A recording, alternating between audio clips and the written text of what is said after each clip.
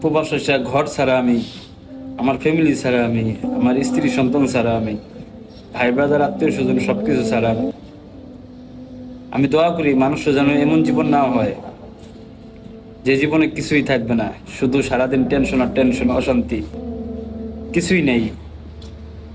সে জীবন মানুষের না থাকাই উত্তম। যে জীবনে সব আছে, 2 টাকা কম কামাও, সেই জীবন উত্তম। ওয়াল্লাহি, আল্লাহর কসম, যে বিদেশে আমি আমার রবের হুকুম মানতে পারবো না, সেই বিদেশ আমি করব না। এটাই চূড়ান্ত কথা। কি হবে আমার এত টাকা পয়সা দিয়ে যদি আমার রবকে আমি খুশি না করতে পারি?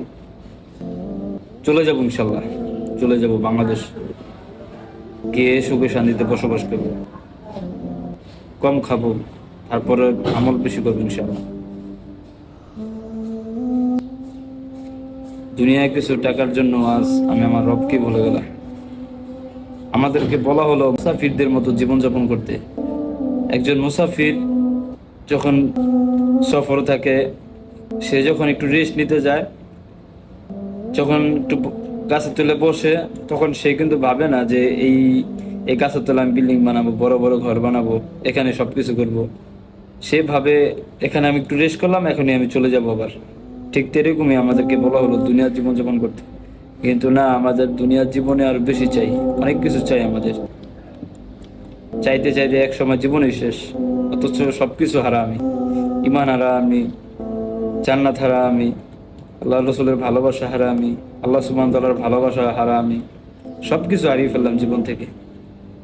এমন জীবনের দরকার নেই তো মানুষের। অল্প খাবো, অল্প লবো, তারপরে শুকরিয়া আদায় করবো আল্লাহ সুবহানাহু ওয়া তাআলার কাছে। আমি দোয়া করি যেই ভাইরা নামাজ কালাম পড়ে, সেই ভাইরা যেন বিদেশ না আসে, দেশে যেন ভালোভাবে চলে এবং হালাল ব্যবসা করে, ব্যবসা ভিত্তিতে বরকত আছে। এমন বিদেশ আমার দরকার নেই যে বিদেশে আমি আমার রবের হুকুম মানতে পারবো না, যে বিদেশে আমার আমলের সমস্যা, সেই বিদেশ আমার দরকার নেই। আমি চলে যেতে চাই দেশে। দেশে অল্প কামাবো, অল্প খাবো, হালাল ভাবে চলবো, আমল বেশি করবো ইনশাআল্লাহ। এই বিদেশের মাটিতে এসে আজ সব আমলেই শেষ করে ফেলছি, কোনো আমলে আমি করতে পারছি না। কাজের এতটা চাপ, কি করব কিছুই বুঝে উঠতে পারছি না। আমি তো আলহামদুলিল্লাহ তারপর 5 ওয়াক্ত নামাজ পড়ি, অন্য অন্য ভাইরা দেখা যায় সবই ছেড়ে দিছে, নামাজ কালাম রোজা সবকিছু ছেড়ে দিছে।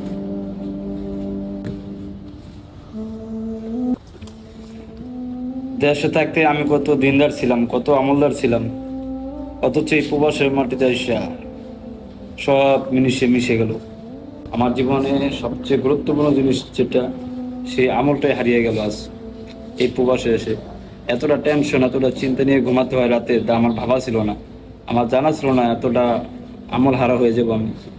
জিলহজের মাস চলে যাচ্ছে, টেরই পেলাম না কিভাবে চলে যাচ্ছে। এত বড় একটা ফজিলতপূর্ণ দিন, আমলের দিন, সেইগুলো মিস হয়ে যাচ্ছে আমার কাছ থেকে।